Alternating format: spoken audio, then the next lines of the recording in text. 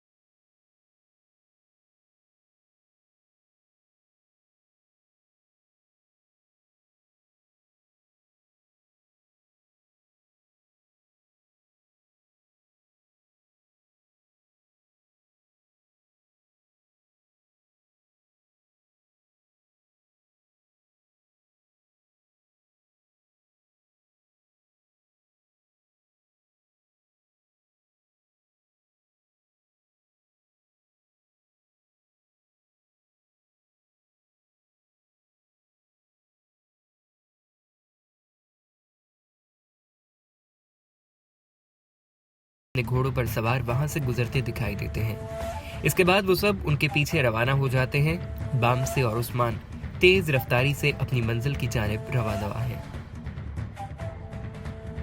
उधर कबीले में कैद खाने से एक लाश बाहर निकाली जा रही है। गोकतुक शदीद गुस्से में चीख रहा है।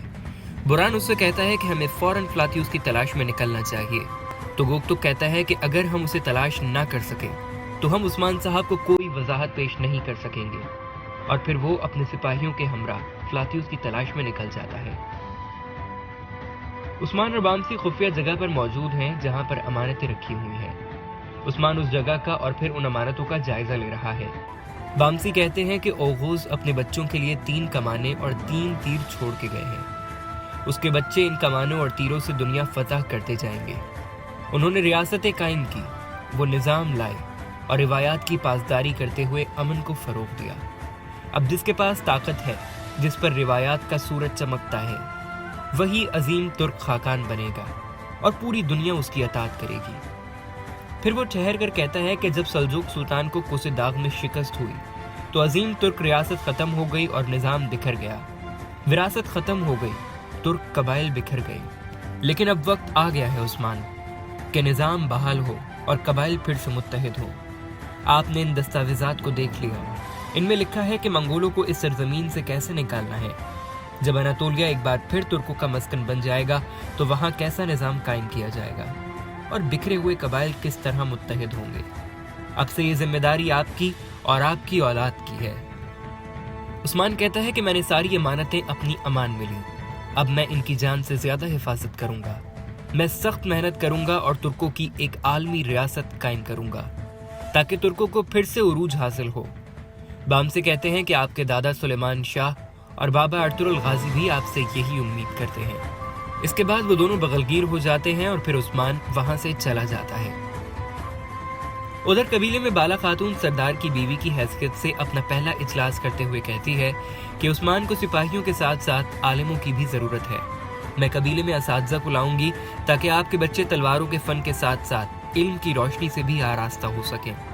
सब खवातीन उसका ये ऐलान सुनकर खुश हो जाती हैं और बाला को दुआएं देने लगती हैं। इसी दौरान एक खातून शरबत के प्याले ले आती है और बाला उन प्यालों में से सुनहरा प्याला जो खातून सरदार के लिए मखसूस है को उठाकर पी लेती है।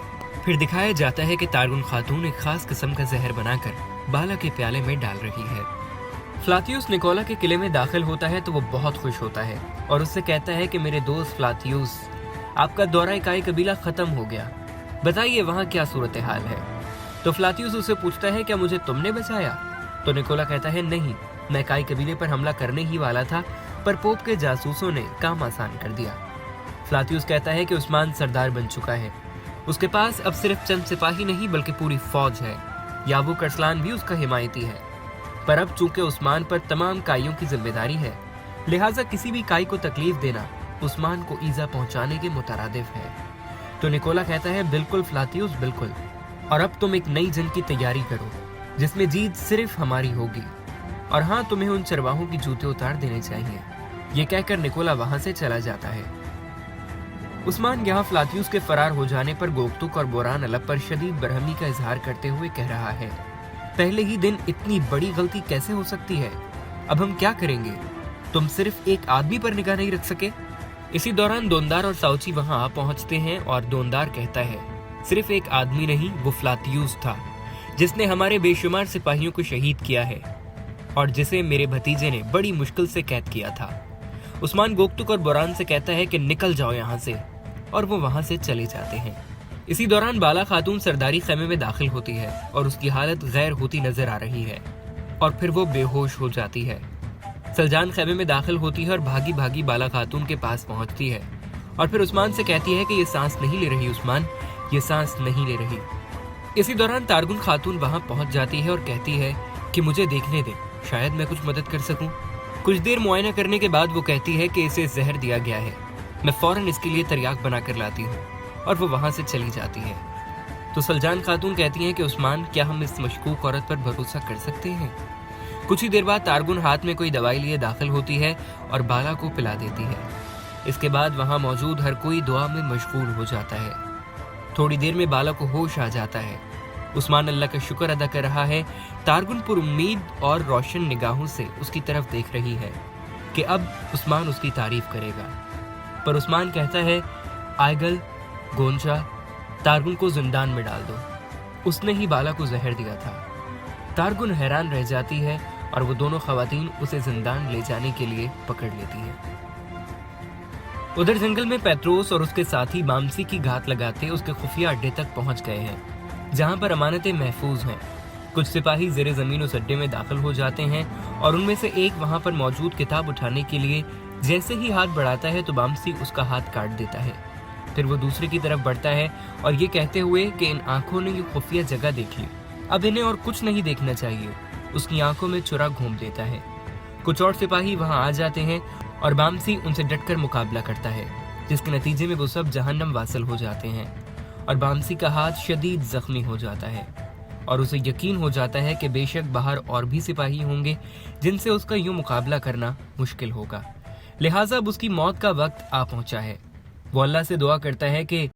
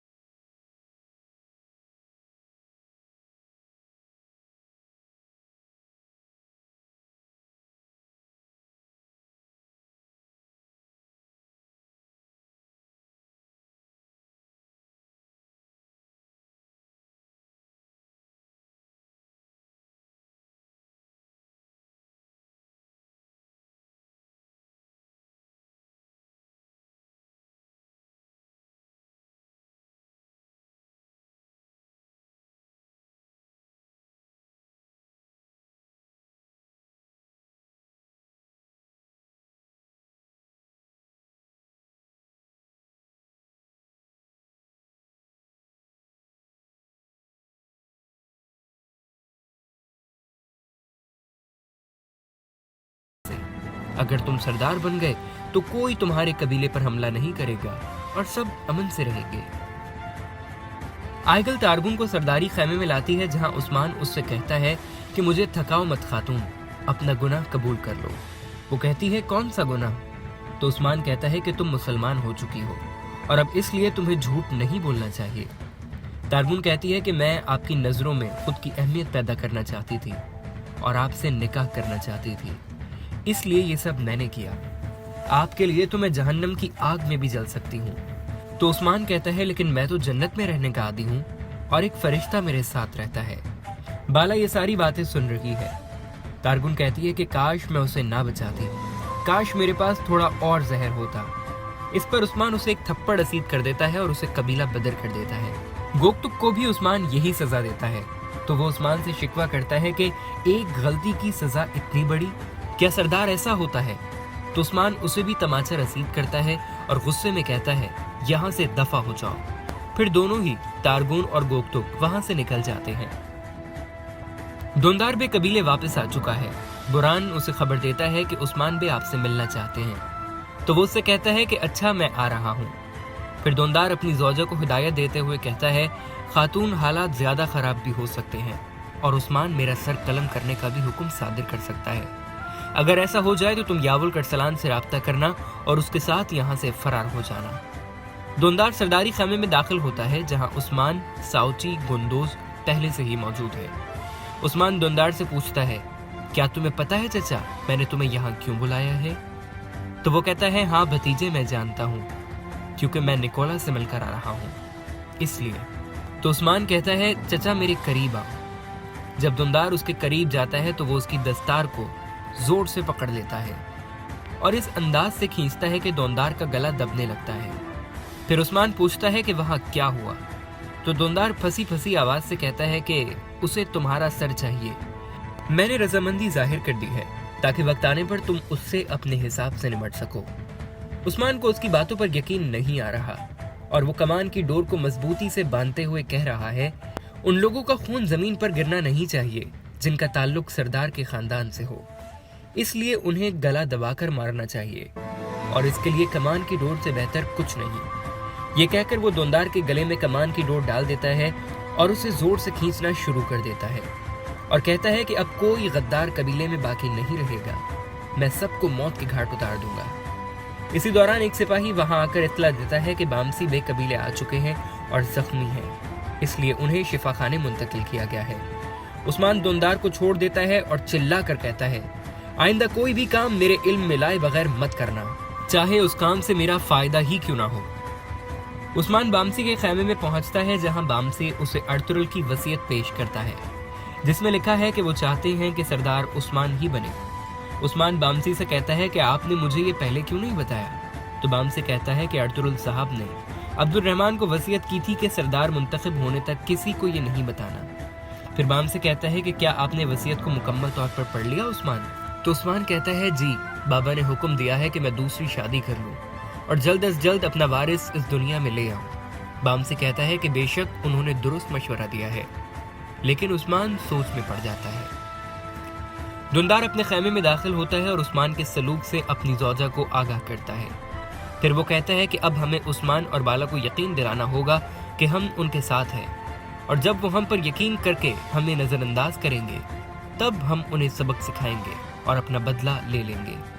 उस्मान ने अपने तमाम रुफका को दावत पर बुलाया है, जहां दोंदार ने उस्मान से मुआफ़ी तलब की है, जिस पर उस्मान ने उसे मुआफ़ कर दिया है। फिर उस्मान कहता है कि सबसे पहले आपस में इत्तेहाद की ज़रूरत है, जिस पर सब उसको यकीन दिलाते हैं कि वो आपस में मोहब्बत और इत्तेहाद से रहेंगे, पुरानी बातें भूल जाएंगे। बामसे चार कुताई से कह रहे हैं कि मैं तुम्हें तरबियत दूंगा और जैसे मैं अर्तुगरुल साहब का बामसे था वैसे तुम उस्मान साहब के बामसे बनोगे। पेत्रोस सौगुत में उस्मान की अता करदा दुकान में मौजूद है, जहां आया निकोला आ पहुंचा है और कह रहा है कि उस्मान ने सौगुत में तमाम कबाइल के सरदारों को बुलाया है। तो पेत्रोस कहता है कि कल मुलाकात में सरदारों को नहीं बल्कि उनकी लाशों को पहुंचना चाहिए। उस्मान अपने सिपाहियों के हमरा सौगुत में दाखिल होता है और बाजार का जायजा ले रहा है। इसी इसना में यावुल करसलान वहां आ जाता है और उस्मान को सरदार